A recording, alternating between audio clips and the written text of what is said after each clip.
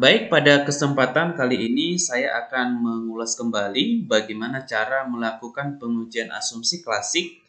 Dan sebelumnya saya sudah melakukan analisis data dengan menggunakan data kuantitatif yang terdiri 3 bagian, yaitu ada uji normalitas, kemudian ada uji heterokedastistas, dan yang berikutnya adalah uji multikoliniaritas. Nah, di sini pada video ini saya akan menganalisis data atau mengolah data dengan menggunakan software SPSS versi yang 23, yaitu dengan menggunakan laporan keuangan perbankan. Di sini ada 3 variabel bebas dan 1 variabel Y. Jadi masing-masing adalah tergantung teman-teman mana variabel X1 dan mana variabel X2 dan X3 dan juga sebagai variabel Y. Jadi itu kembali pada judul penelitian teman-teman yang sedang kerjakan. Tapi misalkan ini X1 adalah NPL, kemudian X2-nya adalah LDR, yang ketiga adalah ROE, yang keempatnya adalah atau variabel terikat adalah ROA. Jadi di sini kita akan menambahkan pengujian asumsi yaitu uji autokorelasi. Kenapa? Karena uji autokorelasi digunakan untuk menghitung nilai karena data yang kita gunakan adalah merupakan laporan keuangan perbankan setiap 1 tahun. Sehingga kita menggunakan data atau kita menguji secara uji autokorelasi selain daripada uji yang ketiga. Jadi di sini sama saja dalam melakukan analisisnya, yaitu kita akan klik analyze, kemudian kita masuk ke regresi, kemudian kita klik linear. Di sini sebelum berpindah, kalau misalkan kita belum memindahkan ke kolom independen, maka kita akan pindahkan ke sini yang terdiri dari 3 variabel bebas. Kemudian di sini ada variabel Y, kita akan pindahkan. Kemudian kita klik statistik. Nah, di sini sebelumnya jika kita belum mengklik atau mencentang ini, maka kita akan klik collinearity dan juga Durbin Watson ini. Durbin Watson ini adalah merupakan nanti uji autokorelasi. Jadi teman-teman bisa membaca atau melihat kriteria dalam pengambilan keputusan. Apakah nilai Durbin Watsonnya nanti apakah memenuhi sesuai dengan kriteria pengambilan keputusan dalam penelitian ini. Kemudian baru kita continue. Selanjutnya kita akan klik plot. Di sini sesuai dengan yang sampaikan sebelumnya, ada 2 kolom di sini, ada kolom Y dan juga ada kolom X, di mana jepret kita akan pindahkan ke kolom X, di mana spreadsheet ini kita akan pindahkan pada kolom Y. Kalau ini belum dicentang, teman-teman bisa centang untuk mendapatkan grafik atau tabel histogram dan juga nilai normal probability plot. Kemudian kita continue. Kemudian kita save.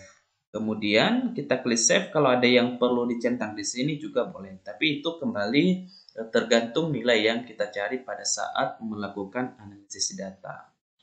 Kemudian kita okekan. Kemudian kita akan menunggu beberapa saat hasil output dari pengujian data ini. Jadi teman-teman, untuk melihat apakah model regresi yang kita gunakan memenuhi asumsi ini, yang terdiri dari keempat uji normalitas dan juga uji heterokedastistas dan juga uji multikoliniaritas, yang terakhir adalah uji autokorelasi.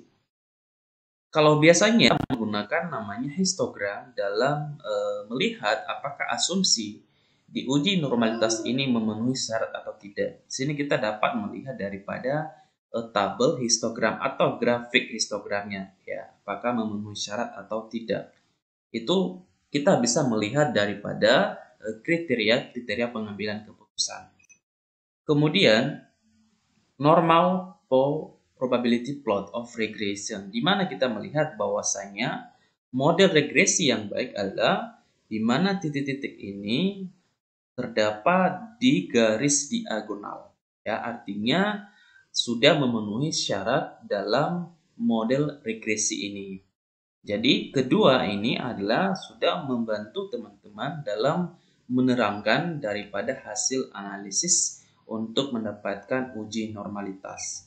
Kita juga bisa mengolahnya lagi dengan menggunakan data statistik non-parametrik, artinya kita menggunakan angka atau hasil angka dalam menentukan apakah model uji normalitas ini memenuhi sesuai dengan kriteria atau tidak. Kemudian, scatter plot ini sering kita gunakan untuk melakukan uji heterokedastisitas. Model yang baik adalah di mana titik ini tidak terbentuk dalam satu kumpulan saja, tetapi bisa menyebar ke atas, ke kiri, ke bawah, ataupun ke kanan. Ya, sehingga kita bisa menyimpulkan nantinya bahwa data ini memenuhi model regresi secara uji heterokedastisitas. Kemudian teman-teman kita juga melihat daripada collinearity statistik ya, toleransi dengan nilai VIF ya. Artinya jika nilai ini lebih kecil dari 0,10 maka bisa dikatakan bahwa model regresi ini memenuhi syarat. Kemudian kita juga bisa melihat kepada kriteria kedua adalah nilai VIF-nya. Ini harus lebih kecil dari 10. Artinya kalau sudah memenuhi ini bahwasanya uji model dalam pengujian multikolinialitas sudah memenuhi atau tidak. Jadi bisa kita melihat daripada kriteria-kriteria pengujian data berdasarkan asumsi-asumsi pada poin-poin analisis data. Berikutnya adalah uji autokorelasi. Uji autokorelasi ini yang kita ambil adalah merupakan nilai Durbin-Watson. Ini bisa kita bandingkan pada nilai yang harus kita bandingkan dengan kriteria pengambilan keputusan untuk melihat Durbin-Watson. Apakah data ini sudah memenuhi syarat atau tidak? Sehingga data yang kita olah adalah merupakan data yang memberikan penjelasan yang sangat mutlak tentang hasil-hasil nilai regresi atau nilai-nilai yang kita peroleh dalam pengujian asumsi ini. Selain itu juga bisa kita melihat juga uji asumsi ANOVA atau uji simultan, di mana kita juga bisa melihat nilai F dan juga nilai signifikan. Jadi kita bisa bandingkan pada tabel F atau nilai hitung dengan nilai F tabel. Kemudian juga kita bisa bandingkan hasil uji T atau hipotesis T, yaitu nilai T hitung dengan nilai signifikan. Nah, jadi teman-teman, ini sekaligus kita bisa mendapatkan dengan membandingkan daripada keputusan-keputusan kriteria pengambilan keputusan. Kenapa saya tidak memberikan definisi ataupun kriteria ini tadi? Karena memang sebelumnya saya sudah membahas video ini dan juga sudah menerangkan daripada kriteria-kriteria dalam pengambilan keputusan. Hanya saja ada teman-teman yang membutuhkan video ini tentang pengolahan data dengan menggunakan laporan keuangan perbankan. Sehingga semua sama saja, itu kembali data yang kita gunakan. Artinya cara untuk menganalisis atau juga mengolah datanya itu sama, tidak ada perbedaan. Sehingga kita bisa membuat kesimpulan bahwa data yang kita gunakan betul-betul memberikan hasil yang maksimum pada hasil penelitian kita.